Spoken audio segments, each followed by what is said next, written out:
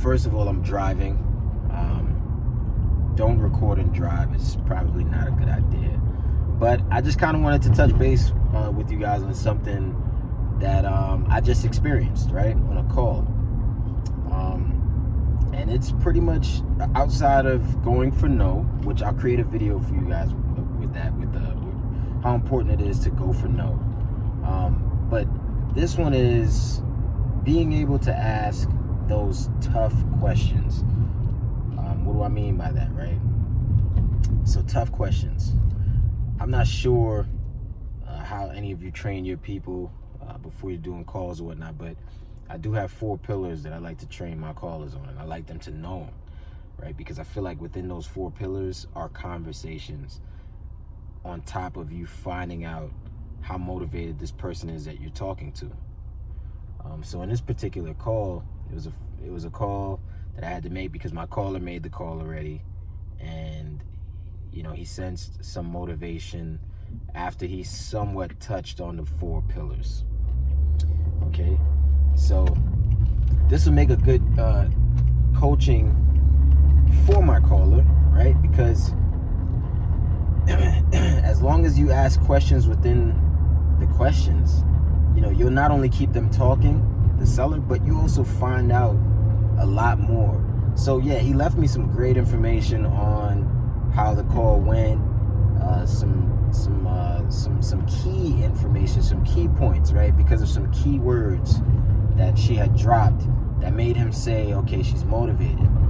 But if he would have dug just a little deeper, he would have known that yes, she's extremely motivated, but it's because she's in a situation that more than likely she can't really get herself out of right now. So when I called, the key word was bankruptcy. Okay, that was a key word. That's what made him say, okay, she's definitely motivated. I know that for a fact. Hold on, let me pause for 2 seconds because the police are right here next to me. I would show you, but I don't feel like being annoying. But anyway, she said the word bankruptcy, right? She needed to file bankruptcy or whatever the case may be. Now me, when I get on calls, I like to dig deep, man. I like to ask those questions that are extremely tough to ask, right? Because sometimes that's what really makes the difference. That's what tells us, okay, this is what we know, and this is what we can do, this is what we can't do. Okay, so after talking to her, right, I found out that yeah, she had filed bankruptcy a little while ago because she needed to, whatever the case may be, for so many different reasons. But what also comes with that, for me, right, is okay, well, you filed bankruptcy. Is it attached to the house? That's a tough question, right? But it's not that tough of a question. Is it attached to the house? She mentioned, no, it's not attached to the house. This was along the way. But when you file bankruptcy because of financial issues, I'm pretty sure you're gonna look to get money from somewhere else. So I told her what I can offer her. I think I needed to be somewhere around 30 to 40,000. She was on a number of, I think she was at 107. She needed to be just above 100,000, right? Which was another key point for me. In his notes, he said that she wanted just a little over 100,000. And sometimes when people are so adamant on a number, or they're just so stuck on a specific number, there's a reason behind it, and it's our job to find it. Like we got to find out why. Like, why are you so behind this number? Why is this number your exit number? Why do you need that number in an area where houses aren't selling at that specific price point? Because that's what it was. It's in an area where I know the houses are selling extreme. They're low. The spreads are not crazy. The numbers are more along the lines of like 116 when fixed up. And a good thing that I like to do when I'm talking to a lot of these people on the phone is I like to educate them. I like to tell them, hey, this is why I wouldn't be able to pay that price. So I basically put them in my shoes, right? To explain to them, well, if I paid you this and I had to do this work where the house across the street sold at this amount, where does that leave me to make money? I don't say it like that, but I pretty much say something along the lines of, hey, look, you know, I'm not going to tell you what you can't get for your house because it's your house, but you know, outside of me providing a service, I do also need to make money. So I make sure I let them know stuff like that too. But the reason why it's so important to go for no, not go for no, but to dig deep and really ask those hard questions, those tough questions, is because after she explained all of that to me, I was able to say to her, well, look,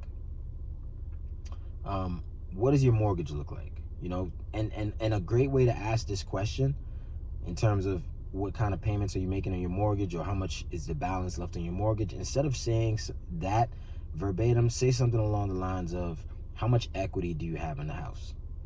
Okay, because now you're putting them in a position to say, well, you know, I have this much equity, or they'll openly tell you, well, I owe this much on the house.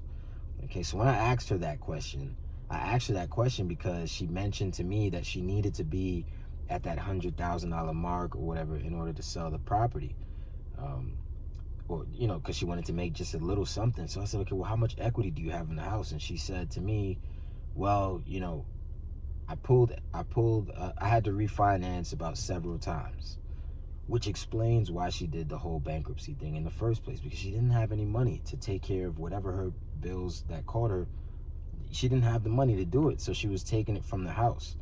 So now she's taking so much money out of the house. Now the house has zero equity in an area where houses are selling at like $116,000 fixed up completely.